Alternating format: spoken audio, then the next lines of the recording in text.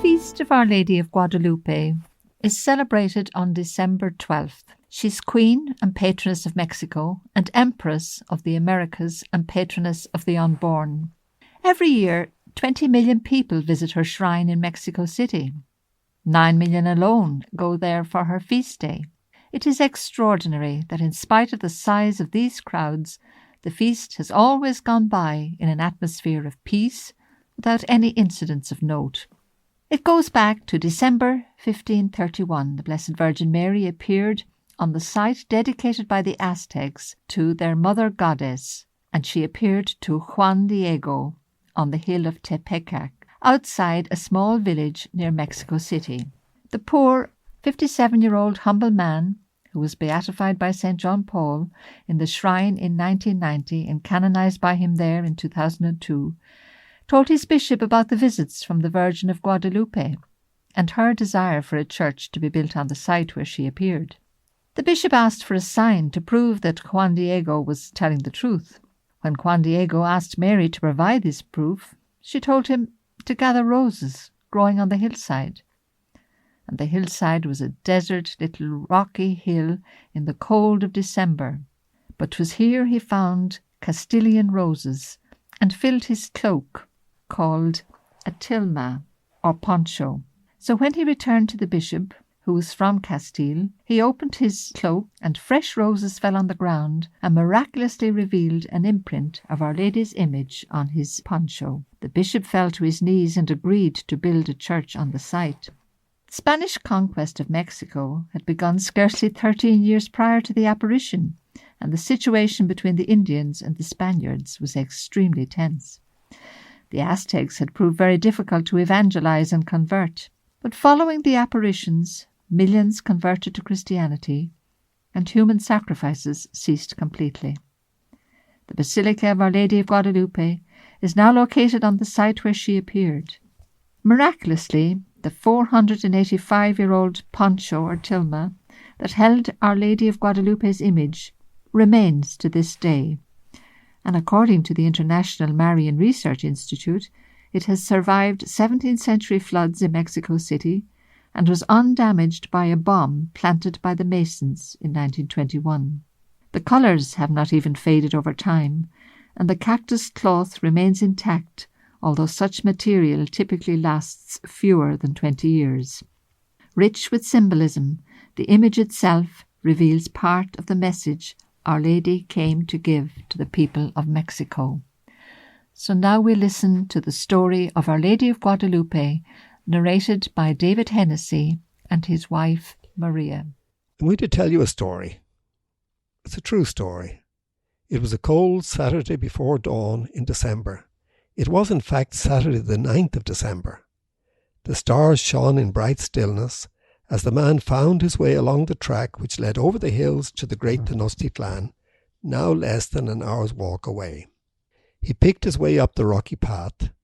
Tall cacti were still sentinels in the moonlight. A lizard, disturbed from its moonlit slumber, scurried out of the way, making a little clattering among the small rocks and stones. The man walked with unhurried quiet, his sandals giving a slightly shuffling quality to his step. When he looked up towards the crest of the hill and the silver light illumined his face, you could clearly see he was on the long side of 50. A full head of thick black hair, a clear indication of his race and diet of maize, beans and chili. There was an air of quiet peace about him, a peace that seemed to have been forged rather than vanquished by a shadow of sadness in his eyes. How often he had walked the same path with his beloved Lucia, but now she was gone. Without any doubt he knew that she was in the great land of their ancestors, the land of flowers, paradise, Xochitlalpan.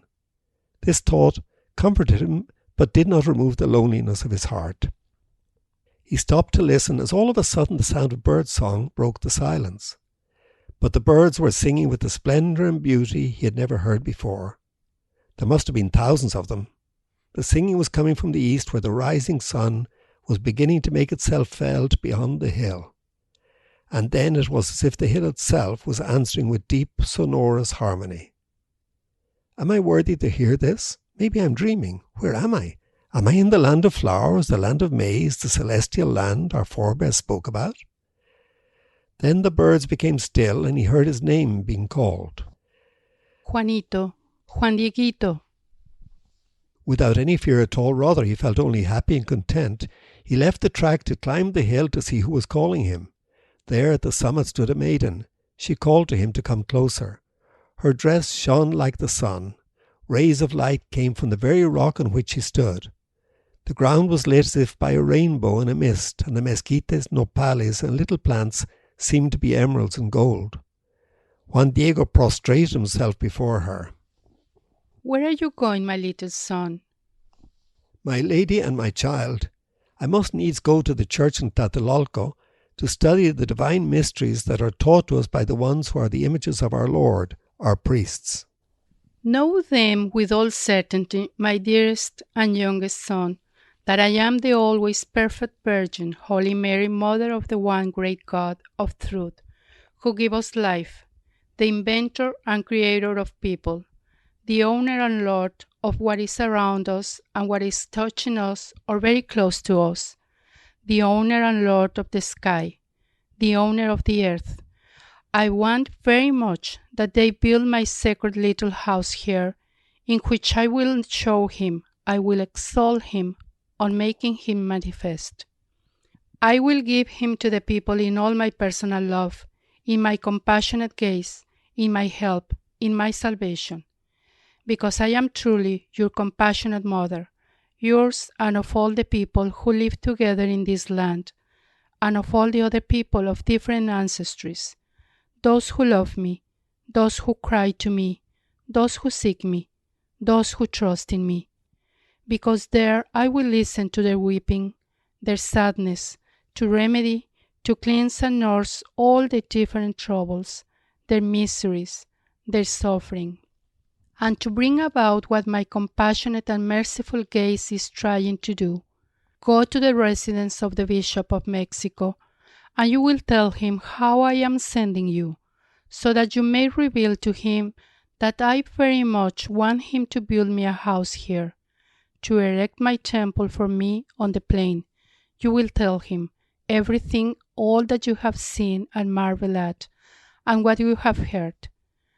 And know for sure that I will appreciate it very much and reward it, that because of it I will enrich you, I will glorify you, and because of it you will deserve very much the way that I reward your fatigue, your service in going to request the matter that I am sending you for. Now, my dearest son, you have heard my breath, my word. Go, do what you can.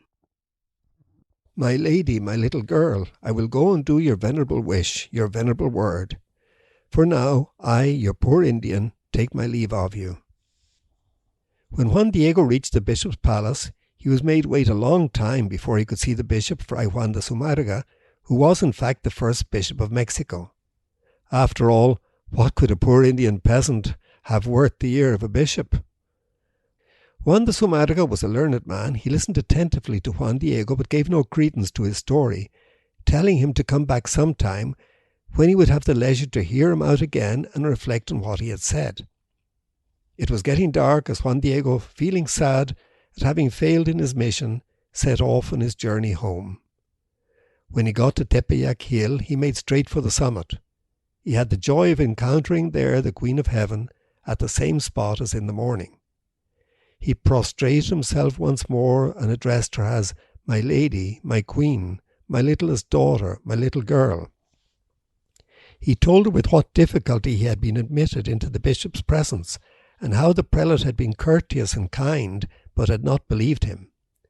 Juan Diego then entreated Our Lady to send one of her nobles, somebody respected and honoured in his stead, so her petition would be given credence.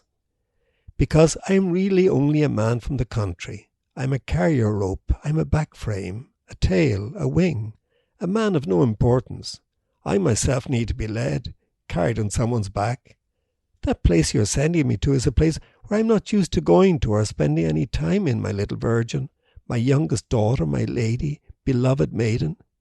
Please excuse me. I will grieve your face, your heart. I will go in to fall into your anger, into your displeasure, my lady, my mistress. Listen, my youngest and dearest son. Know for sure that I have no lack of servants, of messengers, to whom I can give the task of carrying my breath, my word, so that they carry out my will. But it is very necessary that you personally go and plead that my wish, my will become a reality, be carried out through your intercession. And I beg you, my youngest and dearest son, and I order you strictly to go again tomorrow to see the bishop. Juan Diego then went home to rest. Early next day, Sunday the 10th of December, while it was still dark, he set out for Tlatelolco for the roll call and Holy Mass. It was 10 o'clock by the time he set off for the bishop's palace. Once again he was met with suspicion, and a long time passed before he was shown into the bishop's presence. He knelt at his feet, he wept, he became sad as he spoke to him, as he revealed to him the words of the Queen of Heaven. That would to God the errand, the will of the perfect Virgin would be believed, of making for her, of building her sacred little house for her, where she had said where she wanted it. Juan de Sumarga questioned him at length, and Juan Diego spared no effort to give him every detail, stating that the lady was most definitely the Virgin Mary, Mother of God. The bishop didn't believe him and said that he would need a sign that it was really the Queen of Heaven who had sent Juan Diego. Juan Diego readily agreed and said he would ask the Blessed Mother for the sign. When Juan Diego had left, the bishop ordered some trusted aides to follow the Indian to see where he went and who he spoke with. They were easily able to keep him in sight all the way out towards Tepeyac, but when they got to the little wooden bridge which crossed the ravine at the foot of the hill, they lost sight of him. They searched high and low, and the more they looked, the angrier they got, and so they turned back. He made them angry not just because they had made terrible fools of themselves, but also because he had frustrated their attempt. So they went back to the palace and told the bishop that Juan Diego's story was just a lie, or was just the stuff of dreams or his imagination. They decided among themselves that if he showed himself again, they would give him a good going over for telling lies and stirring up the people. Meanwhile, Juan Diego was with the Blessed Mother, telling her all. She told him to come back the next day, when she would give him the sign the bishop had asked for.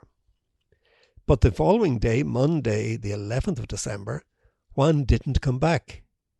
When he had got home, he had gone to see his uncle, Juan Bernardino, who lived nearby, and found him ill.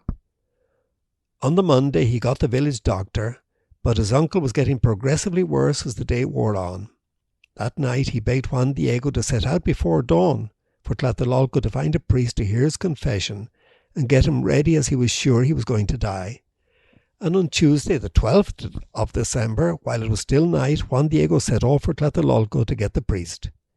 And when he finally reached the little hill which ended the mountain range at its foot, where the road comes out on the side that the sun sets on, where he always passed before, he said, "If I go ahead on the road, I don't want this lady to see me, because for sure, just like before, she'll stop me so I can take the sign to the church governor for her as she ordered me to. Because first, our tribulation must leave us. First, I must quickly call the priest Motolinia. My uncle is anxiously waiting for him." So he immediately turned towards the hill, climbed up across it where there is a pass, and emerged on the eastern side, so that he could go quickly to Mexico, but so that the Queen of Heaven would not detain him. Then he saw her coming down from the summit of the hill, where she had been looking at him. She stood in front of him, effectively blocking the path. "What is the matter, my youngest and dearest son? Where are you headed for?" Juan felt embarrassed and ashamed. He prostrated himself before her. "My little maiden, my smallest daughter, my virgin, I hope you are happy. How are you this morning? Does your beloved little body feel well, my lady, my maiden? Although it grieves me, I will cause your face and your heart anguish. I must tell you, my beloved maiden, that one of your servants, my uncle, is very ill." Juan Diego went on to tell her that once he had fetched the priest and brought him to his uncle, he would come back to carry out her instructions. "I beg you to forgive me. Be patient with me a little longer, because I am not deceiving you with this, my youngest daughter, my beloved maiden. Tomorrow, without fail, I will come as fast as possible." And as soon as she heard the explanations of Juan Diego, the merciful, perfect Virgin answered him. "Listen, put it into your heart, my youngest and dearest son, that the thing that frightened you, the thing that afflicted you is nothing. Do not let it disturb you. Do not fear this sickness, nor any other sickness, nor any sharp and hurtful thing. Am I not here, I, who am your mother? Are you not under my shadow and protection? Am I not the source of your joy? Are you not in the hollow of my mantle, in the crossing of my arms? Do you need something more? Let nothing else worry you, disturb you. Do not let your uncle's illness pressure you with grief, because he will not die of it now. You may be certain that he is already well. And at that very moment his uncle became well, as they later found out. Juan Diego was greatly consoled by her words and asked that she send him right away with the sign for the bishop. Our Lady in reply told him to go to the summit of the hill where he had first met her. There you will see that there are different kinds of flowers. Cut them, gather them, put them all together. Then come down here, bring them here into my presence. Juan Diego climbed to the top of the hill right away. And when he reached the top, he was astonished by all of them, blooming, open flowers of every kind, lovely and beautiful, when it still was not their season, because really that was the season in which the frost was very harsh. They were giving off an extremely soft fragrance, like precious pearls, as if filled with the dew of the night. Then he began to cut them, he gathered them all, he put them in the hollow of his cloak. The top of the little hill was certainly not a place in which any flowers grew. There were only plenty of rocks, thorns, spines, prickly pears and mesquite trees. And even though some little herbs or grasses might grow, it was then the month of December in which the frost eats everything up and destroys it. Then he went back down the hill to where the Blessed Virgin was waiting for him. My youngest and dearest son, these different kinds of flowers are the proof, the sign that you will take to the bishop. You will tell him from me that he is to see in them my desire, and that therefore he is to carry out my wish, my will. And you who are my messenger, in you I place my absolute trust. And I strictly order you that you only open your cloak alone in the presence of the bishop, and I show him what you are carrying. And you will tell him everything exactly. You will tell him that I order you to climb to the top of the little hill to cut flowers, and everything that you saw and admire, so that you can convince the governing priest, so that he will then do what lies within his responsibility, so that my temple, which I have asked him for, will be made, will be raised. Right away, Juan Diego set off happily towards the city, enjoying the fragrance of the flowers and making sure he didn't drop any of his precious load. It was still dark when he reached the bishop's palace. The porter and other servants pretended not to understand him, and even though he begged them to let him see the bishop, they just left him standing there for ages and ages, with his head bowed. And when he didn't go away, they began to get curious about what he was carrying in his cloak. They tried to see what it was, Juan Diego fearing that would either beat him or damage the flowers, let them have a peek. They were astonished and marvelled that there could be flowers so fresh and beautiful at that time of year. 3 times they tried to grab a hold of them, but each time they just caught a fistful of air as the flowers disappeared and then seemed only to be embroidered or painted or sewn on the cloak. They immediately went to tell the bishop that the lowly Indian was back and what he was carrying. The bishop, realizing at once that this was the sign he had asked for, had him shown in right away. He said to him, "Your Excellency, sir, I have done it. I have carried out your orders." Juan Diego recounted everything and said how he didn't doubt the lady for 1 second when she told him to go to the top of the hill to pick the flowers, even though he knew that nothing grew there except mesquite bushes and thorny plants. When I reached the top of the hill, I saw that it was now paradise. Every kind of different precious flowers were there, each one perfect, the very finest that there are, full of dew and shining, so I immediately cut them. And she told me that I should give them to you from her, and that in this way I would show the truth, that you should see the sign that you were asking for, in order to carry out her beloved will, and so that it will be clear that my word, my message is truth. Here they are. Please receive them. And with that then, he held out his white cloak, in the hollow of which he had placed the flowers. There and then the beloved image of the perfect Virgin Holy Mary, Mother of God, became the sign, suddenly appeared in the form and figure in which it is now, where it is preserved in her beloved little house, in her sacred little house at Tepeyac, which is called Guadalupe. And as soon as the governing bishop and all those who were there saw it, they knelt. They were full of awe and reverence. They stood up to see it, they became sad, they wept, and their hearts and minds were then in ecstasy. And the governing bishop, weeping with sadness, begged and asked her to forgive him for not having immediately carried out her will, her holy breath, her holy word. And when he got up, he untied Juan Diego's garment, his cloak or tilma, from his neck where it was tied, on which the Queen of Heaven appeared, on which he became the sign. Then he took it and placed it in his private chapel. He had Juan Diego stay until the next day, when he asked him to go with him and show him where the Queen of Heaven wanted her chapel built. Once Juan Diego had shown him the spot, he asked permission to take his leave, so he could go to see his uncle Juan Bernardino, who had been so ill when Juan Diego left him to fetch a priest. The bishop designated a group of his retinue to accompany Juan Diego to his home. When they got there, they found his uncle in perfectly good health. He was quite taken with the deference and honour being accorded to his nephew, and asked him how come. Juan Diego gave him a full account of everything, and his uncle in turn said that the Queen of Heaven, exactly as Juan had described her, had appeared to him and healed him. She told him that he should go to the bishop himself to tell him how she had appeared to him and healed him, and that her image was to be known as the perfect Virgin, Holy Mary of Guadalupe. Without delay, Juan Bernardino, together with his nephew, was taken to see Juan de Zumarraga. The bishop had Juan Diego and his uncle stay with him for a few days. He then took the miraculous image in procession for veneration to the cathedral.